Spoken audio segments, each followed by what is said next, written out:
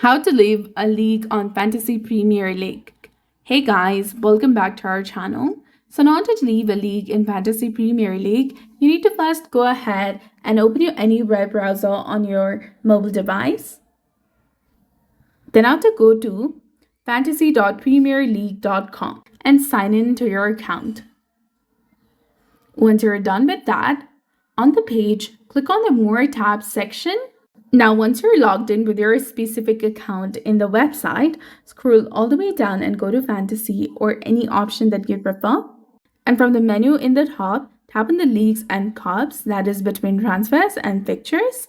As you can see, I have not joined any leagues or cups at the moment, so the option with the list is not available. You will see the settings icon next to the league's name. Finally, click on Leave League and confirm by clicking on OK, and that's it.